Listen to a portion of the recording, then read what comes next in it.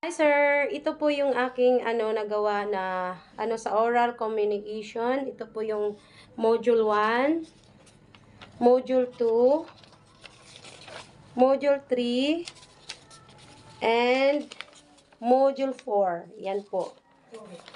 Tapos, ang aking nagawa po na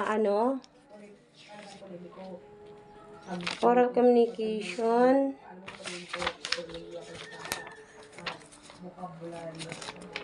Ito po sa module 1, assessment po ito. Tapos, module 2, module 3, and module 4. Yan po. Tapos, sa understanding and society naman po, ito po. Understanding and society. Society, ito po. Tapos, ito po. Yan. Module 1, module 2, and module 3 and 4 po ito. Yan. Tapos po, ito po yung kanyang assessment. Ayan. Module 1, module 2, module 3, and module 4. Yan po, yan. Yan po. Sa module 2. Tapos, next po is, statistics probability. Ito, statistic. Ayan po. Ayan po yung module 1. Pasensya na kayo sa drawing ko. Ayan, module 2. Module 3. Hanggang module 3 and 4. Nasa baba po yung 4. Yan. Tapos, nandito rin po yung kanyang assessment. Ito, module 1. Module 1. Module 2, 3, and module 4. Ngayon, dito na po tayo sa work immersion. Work immersion na po tayo. Ito po yung mga certificate ko ng work immersion. Yan, certificate of accomplishment. Ito po yung module 4. Yan, module 4 po ito.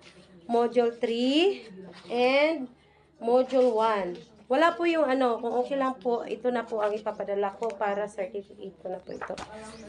Meron po ako mga Xerox copy. Yan po. Ito po yung module 3 ko. Anong tawag nun? Work immersion. Ito po sir, meron din akong nagawa dito na work immersion module 2. Ayan. 3. Module 2 pa rin pala. Home it may concern. Tapos, module 3 of 4. Yan. Tapos, yun na yung mga certificate ko. Yun. Ngayon, dito na po tayo sa Applied Economics. Applied Economics. Ito na po. Ang Applied Economics, ito po. Module 1 of 4. Module 2 of 4. Module 3. And module 4. Yan.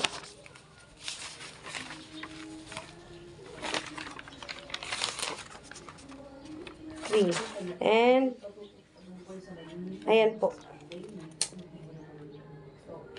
Applied Economics. Tapos, ang Applied Economics, dito na po tayo sa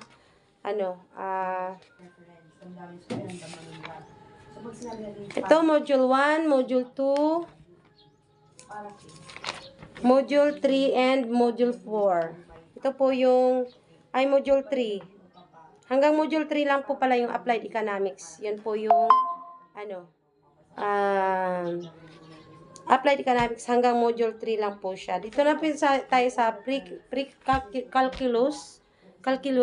Yan, pre-calculus dito.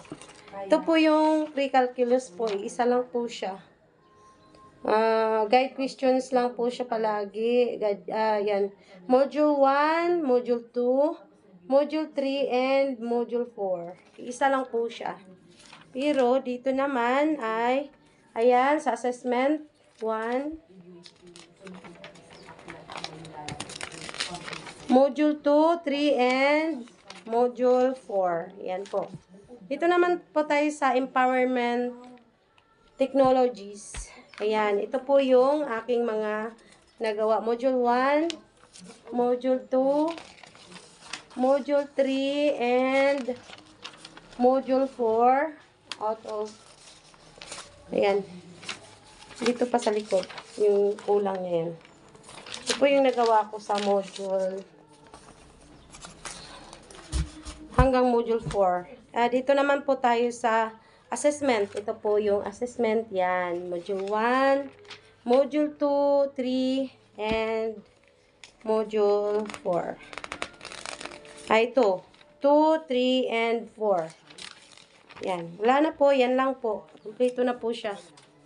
Ngayon, pipicturing ko na po siya isa-isa.